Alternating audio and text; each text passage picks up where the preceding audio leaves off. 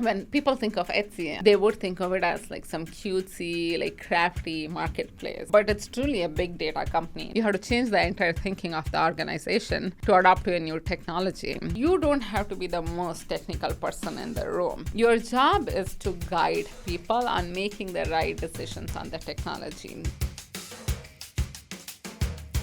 Etsy's such an interesting organization, right? Such an interesting business model. And I feel like it's quite unique, and it's something that's become closer and closer to a household name in like recent years. But where was it when you first heard about it, or when you first encountered the organization? Yes. So the way I ended up at Etsy is truly old school networking. Sure, yeah. Someone who's still a very good friend, she actually works at Etsy now, was like, I'm going to this engineering event at Etsy where they're going to talk about how they do their experimentation platform. How does their experimentation platform work? Do you want to tag along? I was like, sure. And then I went with her. I was still at grad school. I met another engineering leader there. And he was like, I think you'll be a great fit at Etsy. I was already a manager at Viacom and the nonprofit. I worked in India. So he's like, he told me, you'll be a good fit here. For me, the thing that drew me the most to Etsy was, like, as I said, the impact of what Etsy is trying to do in the world. And the mission was so strong. And I was very clear, like, I'm going from a social enterprise and United Nations to a private sector organization. So the mission and the impact was extremely important for me. And by that, out of interest, sorry to interrupt, do you mean that Etsy has a kind of, as I understand it, has a kind of a social facet? Right, because there's a lot of, I think 80% of its sellers are women. There's a lot of about sort of economic self-empowerment. And was that an element that attracted you? That was the biggest draw for me. I was very clear that wherever I go, it should have a deep mission, and the social impact aspect of the job was and remains very important. And also that people seemed really fun. It was a startup. Like, I take my job very seriously, but at the same time, you have to have fun on the job. You spend most of your waking hours working, and more time than anything else. At least that's how I am wired. And it was a small startup. To answer your question, what stage was Etsy in? It was not completely really small, but I first met Etsy in 2013. At that given point in time, it was Series D, Series E maybe, pre-IPO for sure. About 250 people and about 100 plus people in engineering. So very much a growing, high growth company, which is planning to go public soon, was the story. What were the immediate sort of technical challenges it was facing as a business, or that you were employed to confront and address? Yeah, we were growing so much. We had all kind of challenges you can think of. And at least by the time I joined, I met them in 2013. I started in 2014 because I was still at grad school. And at least the site, in terms of technical challenges, had become a stable site. One of the challenges it had even few years prior to that was the company was growing so much. Just to give current scale of Etsy, it was much smaller then, but we have about 7 million active sellers globally. And you mentioned it's all small businesses. Like, typically a business of one. It's 85% of Etsy sellers are a business of one. They're creative entrepreneurs running these businesses from their homes or a small studio somewhere, but it's also very global. We have sellers in almost every country in the world, maybe other than Antarctica and things like that. And it was scaling so much. This was before I joined, that the site would keep going down. So the previous CTO he had done a fantastic job, who then became Etsy's CEO, at stabilizing the site. And when I joined, I would say there were a few challenges. One was we were planning to go public, like how to prepare the company for IPO. Was a big challenge. It's a business and finance challenge. The CFO and the CEO are the drivers of getting the company to IPO, but also you have to prepare the entire technology stack to be a public company course, yeah. in auditing, reporting, having controls in place. We were working a lot on that. We were also trying to figure out how to scale the business. And on the technical side, the data was exploding. So how do we build like data lakes? How do we build data architecture that is stable enough, scalable? We are still a monolith in many ways, but we were also trying to figure out whether to continue to be a monolith or microservices. We decided to stay a monolith. I can get into that later, but I first 2-3 years spent on figuring out how to help the business scale in different ways than the core marketplace. The first couple of years at Etsy, I predominantly worked on completely new greenfield 0 to 1 marketplaces for Etsy. Mm-hmm. It was called Etsy Wholesale and Etsy Manufacturing.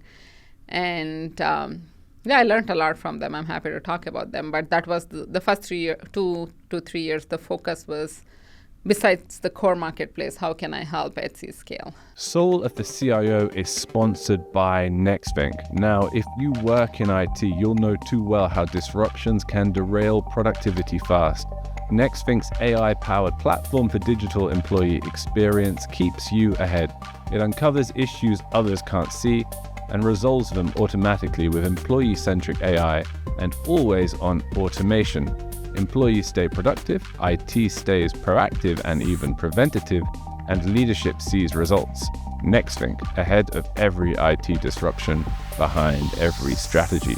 Learn more at nextvink.com. And how did your career continue to develop at Etsy? Because, of course, you ended up as CTO there. How long did it take to get there, and what were the main milestones on route? Yeah.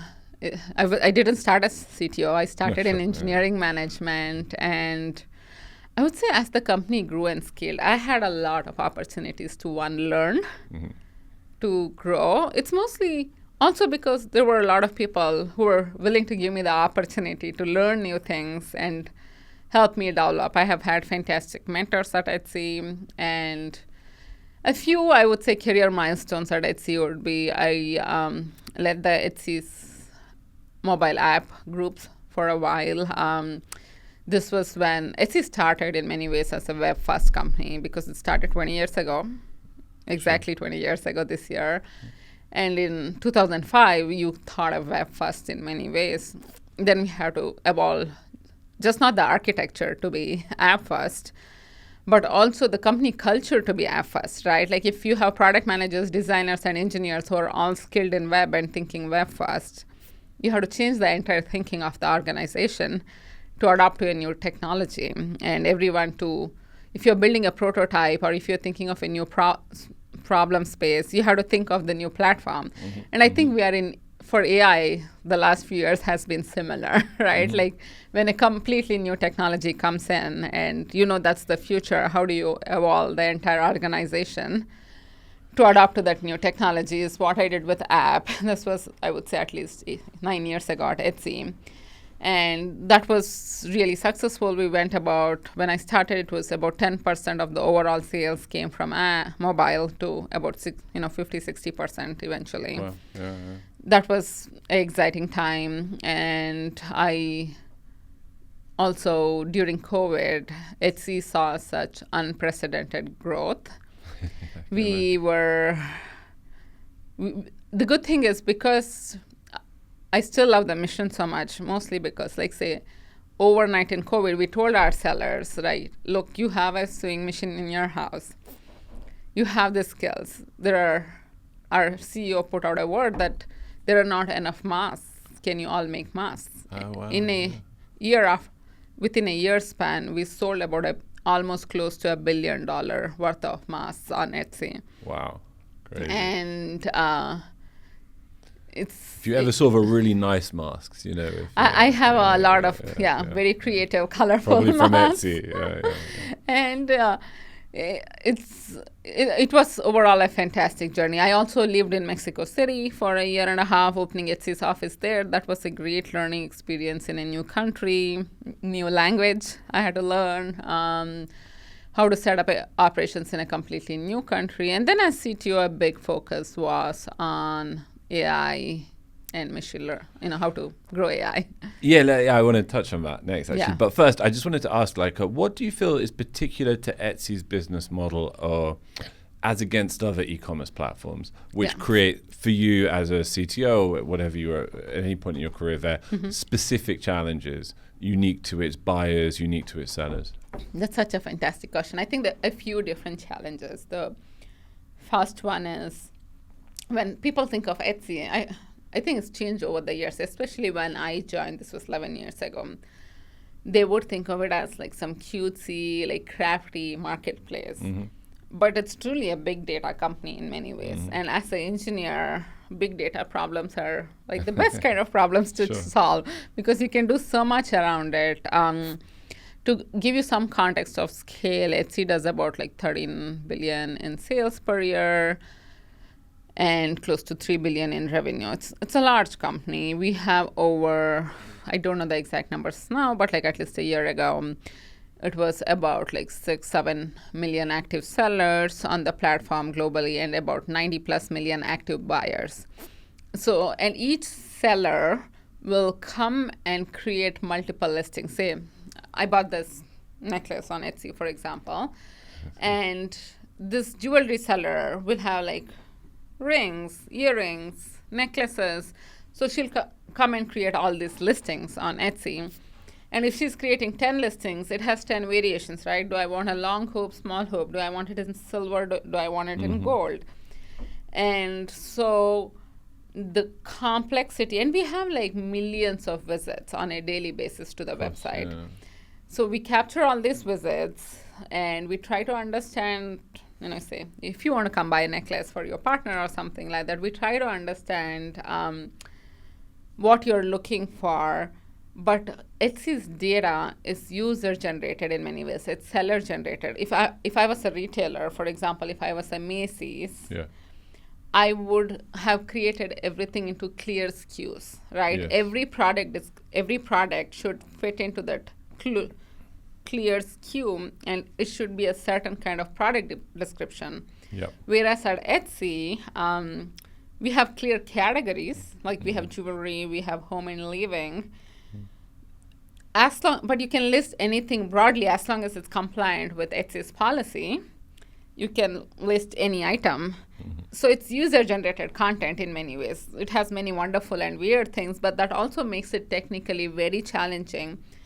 If you go and search for a necklace on Etsy, based on who you are and your past purchase history and things like that, from these millions of listings from sellers all over the globe, I have to determine like what style you're looking for, what metal you're looking for, what do you want, like gemstones, what color gemstones do you like, and I had to surface the top best end results for you. So in that sense, it's a really complex data problem. Something else I read about it was that there's an appeal of some appearance of spontaneity. You want your users to feel like they're browsing. Yes. In a bizarre, you want them to be not to feel too like they're in a regimented, and that probably presents, that semi-organic element you want them to feel. How do you aspire or achieve something like that? Yeah, like in the e-commerce terms, it's called discovery, right? Like we want people to come and discover wonderful things, special things, while also at some point making a purchasing decision, right? Because ultimately the way Etsy sellers make money and in turn Etsy makes money, this is true for any e-commerce, there is a advertising model, which is a source of revenue for most e-commerce companies. But you can't just I'm not speaking for Etsy, I'm talking broadly e-commerce at this point. You can't purely be making money on ads. It's in the long term, it's not a great business model because your sellers need to make money. The merchants on your website or app need to make money for them to then pay for these ads because the merchants are paying for the ads, right? It's not Instagram. It's not Instagram, exactly. It's not Instagram. For social media, advertising model is fantastic. And even for Google, like Google AdWords, fantastic, right? That's the bread and butter for Google in many ways. On Google, for Whereas instance, like if you're Etsy or Amazon or any marketplace, even say if you're Airbnb, the host can advertise and pay for their listing to be boosted on Airbnb, and similarly on Etsy or Amazon. But if that host on Airbnb never gets a booking, they're just wasting money on Airbnb. Yeah, for sure. The truth about any marketplace, at least the way I think about it, is like the merchants on these marketplaces have to be really successful, and that's when the marketplace is truly successful. And with that, how is AI starting to influence e-commerce specifically and Etsy even more specifically, and how focused were you on that in your last stage at Etsy? I was very focused. I spent a lot of my time on that. The Etsy's always had machine learning, even since I started at Etsy 11 years ago. I'm no longer at Etsy. For context, I left Etsy a few months ago, but machine learning has always been core part of Etsy's technology. And the way we use machine learning traditionally, which is a broader umbrella, AI is the broad umbrella for machine learning, it's a subset of it, was mostly focused on search, how to connect, when you go and type something in a search bar, how do we surface the right things for you? Then personalization and recommendation. Who are you based on who you are? How do we personalize things for you? How do we recommend the right things for you? And Etsy also has an ads business where merchants can prop their listing up using ads. So we use a lot of machine learning there. One of my core focus as CTO was how do we take AI from these three pillars of the business to almost every single part of the business? How do we called it democratizing machine learning. How do we democratize machine learning across the business? From customer support to, fraud detection to marketing to finance and accounting. How can every part of the business use more AI and in a responsible way? I also led the responsible AI working group at Etsy. And that was the main focus. And now AI is used in almost all parts of the business. And the way to answer your question on AI's impact on e-commerce, I think like any sector, it's humongous, right? And it's so important for organizations and leaders to be on top of it, especially when it makes sense for their customers. My philosophy on technology has always been, having been through so many different revolutions at Etsy, like from app to moving our entire infrastructure to cloud to, we've done so many, as I said, first figuring out how the site will be stable and then creating data architecture and data lakes. My philosophy has always been like, we shouldn't use technology for the sake of it. We should use technology where it really makes sense for the business and the customers. And as I told you right from the beginning, it's given the humongous amount of data we have and data that we generate on a daily basis, the potential for AI and especially large language models to intake all this humongous data and make sense of it. Like this crazy inventory we have, which is weird, wonderful, like so fun. How to make sense of it, the potential with LLMs is just humongous. So for us, it was a really good fit. The technology, like we had all the data. Yeah, and obviously, as well as the sort of the technical achievements and deliverables and the growth of your career would have happened in tandem with your development as a leader. Absolutely. And what was that process like from joining Etsy to becoming a CTO? And what do you think your philosophy of leadership was and is as a sort of remit? Yeah, it's a great question. In terms of philosophy of leadership there, I think some things remain the same over the years. And I hope and I think I have evolved as a leader as well over the years. The way you... I was reminded of something I read from you actually, that you don't have to, the CTO doesn't have to be the most technical person in the room. Like it's not... I mean, obviously it helps to be extremely technical, but there is another quality as well that lends itself to the role. I think you need a great balance, especially as CTO or CIO. Even I actually think, even as a product leader, I'm going to throw that there. It's a little controversial. I think Of course, the CTO needs to be much more technical than the Sure. product leader, Yeah, CPO. But if you're in a tech company, I think the best leaders are people who understand technology well, especially like at a company like Etsy or most tech companies where half the workforce is engineering. Sure. If you don't understand what those people do day to Gonna day, stand out. it is a really hard job. I started as an engineer. I worked as an engineer for many years. So the way I think about it, and I will also answer your question eventually on leadership philosophy, at least the technical aspect of it, the way I think about it is like if you read an architecture document or if you look at a code, you should be able to understand what's there. You can't like be so blind that you don't understand what is there. But you don't have to be the most technical person in the room. Your job is to guide people on making the right decisions on the technology. The way this goes back to leadership philosophy as well. I'm a big fan of empowering people to make their best decisions. This can be at many different levels, right? As CTO, from like when I became CTO, I was like, we had to come up with a new engineering vision for next 2-3 years. What will that look like? And this goes back to the leadership philosophy of helping people, enabling them to make the best decisions at the edges, even if they are individual contributor engineer.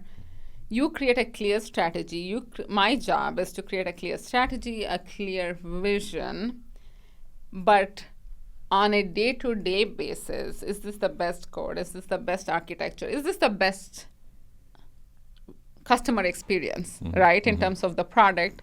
The teams which are in the front line should be able to do that without, coming up for approval for everything. If you're running a 1,000-people organization, you should be able to help people and guide them, navigate them, inspire them. Yep. And they also know the customers the best. They're in the front lines. Helping them make those decisions is really important to me. I don't have to be the most technical person, but I have to understand enough. If I feel like something is going not in the right direction, right, and it does happen, you empower people. 90% of the time, people do their best work, but there is 10% where it's not going on the right path. Then you should be able to make the tough call. You should know enough to make the tough call to change direction. Yeah. Which kind of brings us, I think, to the next thing I want to discuss, which is the dynamic between the CIO and the CTO. Yeah. Historically, but specifically at your time at Etsy, obviously the internal technology infrastructure and the external product experience are quite interconnected. So what was the dynamic with the CIO, with the CIOs during your tenure? Yeah. And what is the ideal dynamic, do you think? And how fluid is that boundary becoming? Yeah, it's a great question. I think specifically at Etsy, we didn't have a CIO role, but we had a CISO, like Chief Information Security Officer, who reported to me. So that made it easier. Yeah, he was fantastic. I'm not expert in necessarily security. Having someone who is fantastic and is the expert in that field, right? I grew up more in the product engineering organization, was humongously helpful for me. But I think of especially CIO as internal tools, internal technology, internal infrastructure. We didn't separate it that way at Etsy necessarily, but like we had a team that worked on dev tools. We had a team that would be building data platform or machine learning platform for the engineers to use that data platform to build the best customer experience, right? I think one key thing, irrespective of whether your job is to solve problems and build solutions for either internal customers or external customers, the main goal should be to solve those problems for the customers. So if I started my career in some ways in tech consulting, building more internal products, right? I worked in banks when I was doing consulting. I worked in like large accounting organizations where you're building for like traders or you're building for internal people to tooling for them to make their work more efficient.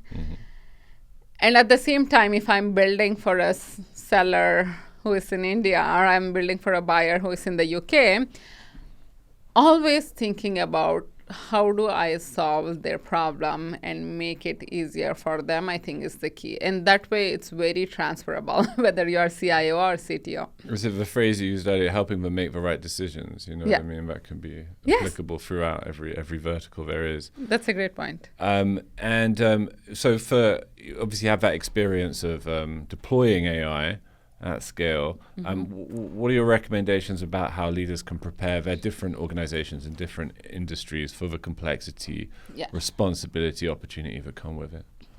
Yes. We were just talking about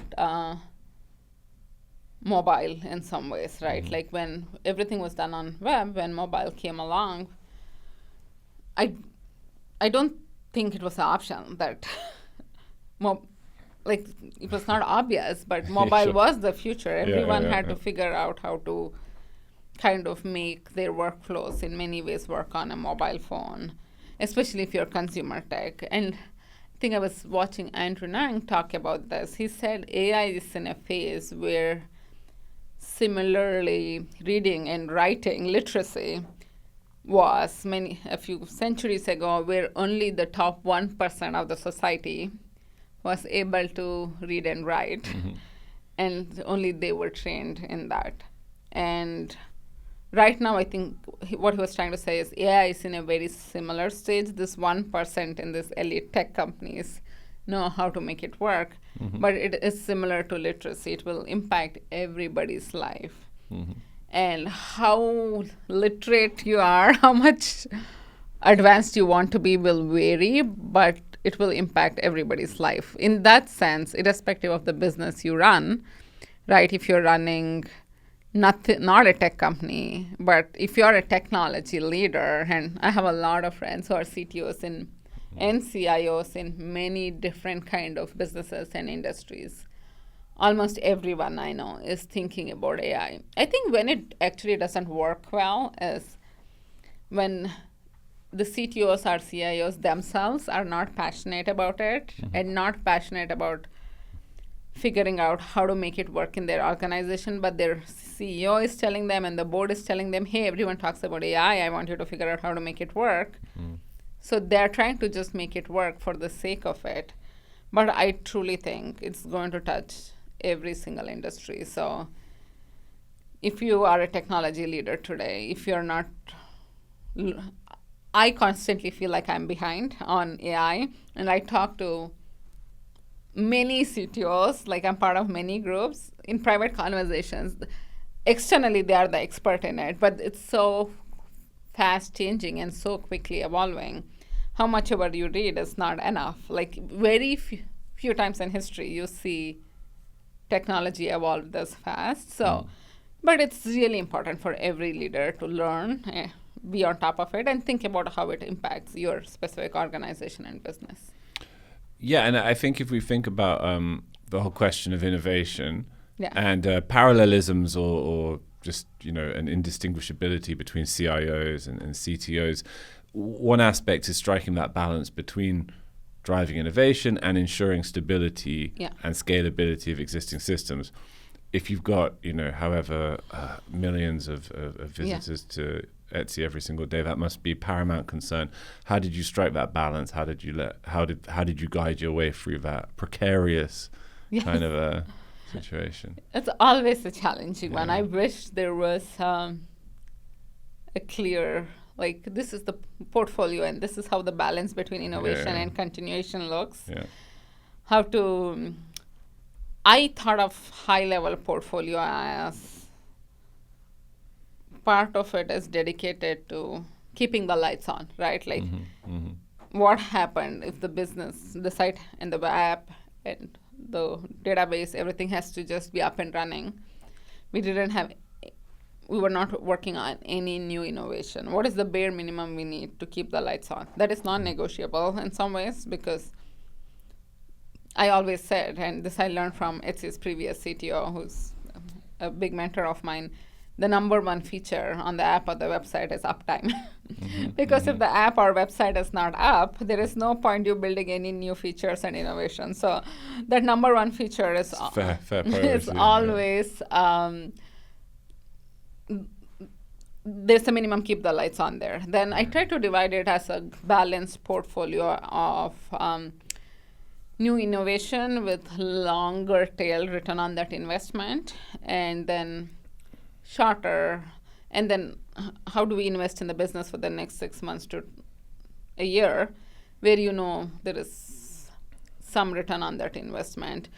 I actually think of any product, especially in consumer tech, that you build, there are some like small experiments that you see immediate return, but a lot of times in consumer tech or even in SaaS and things like that, the products you build, the return on that investment is more long tail.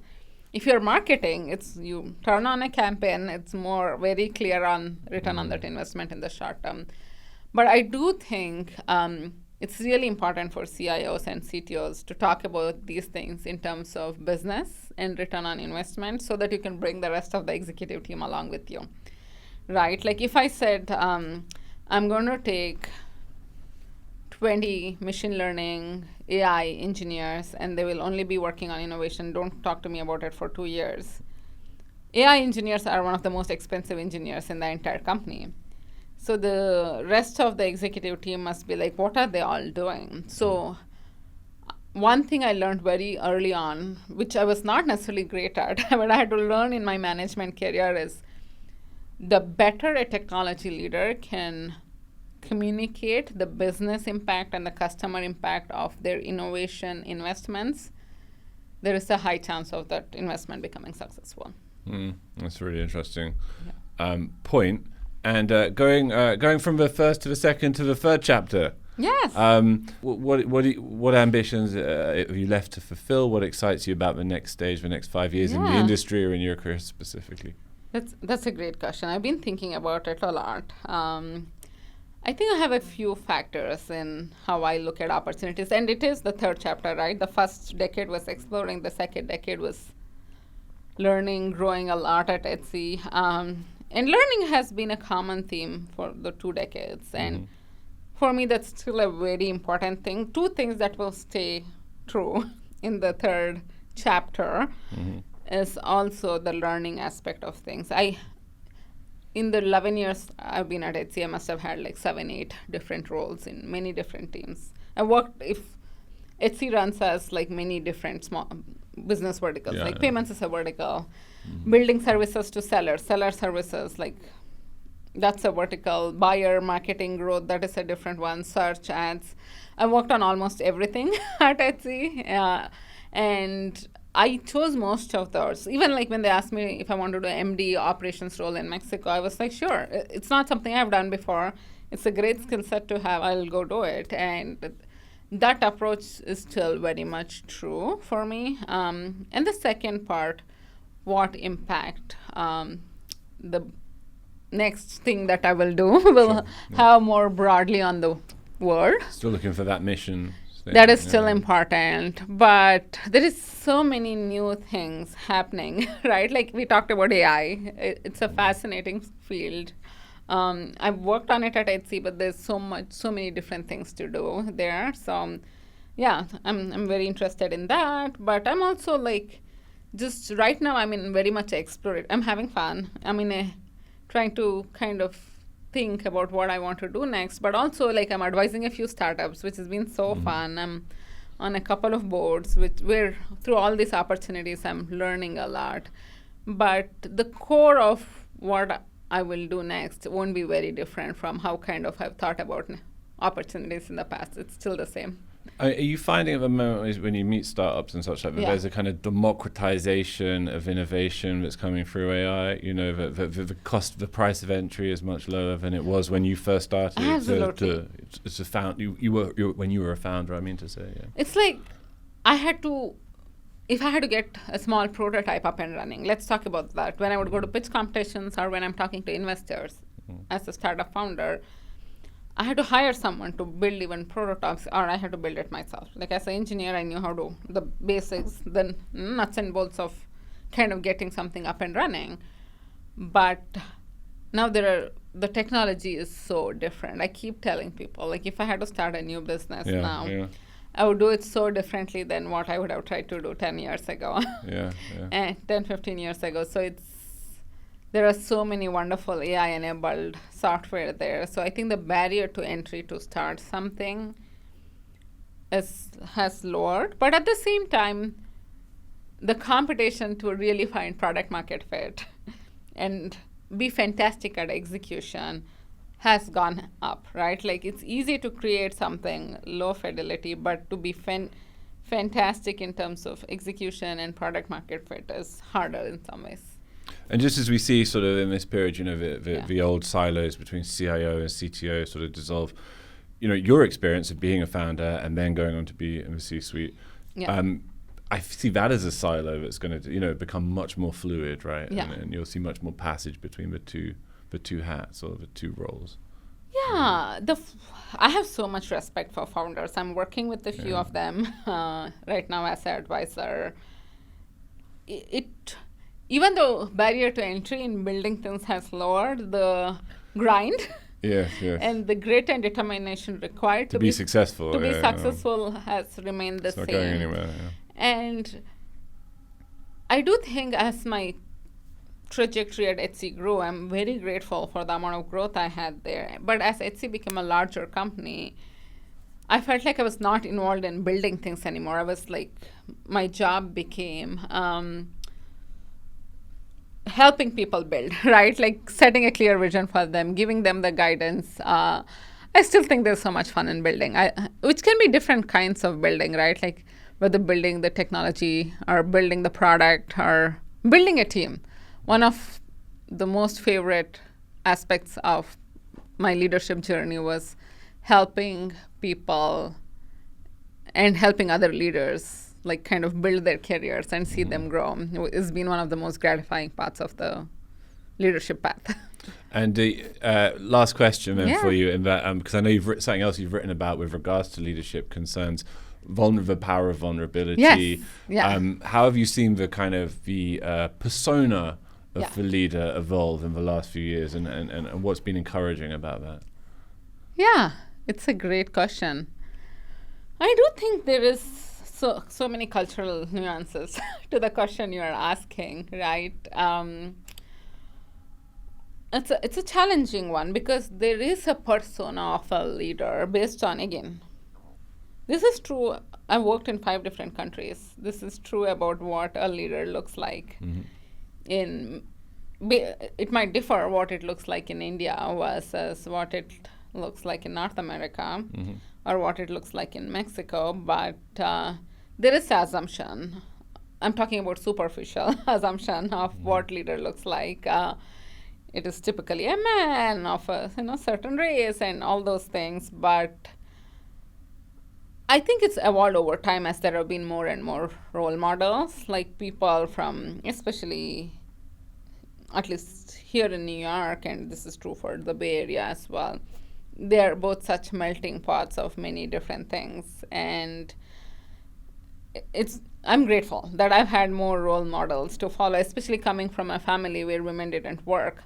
I have met, and there have been such fantastic mentors in terms of both men and women on kind of helping me figure out what my leadership journey looks like. And it has evolved globally over the years.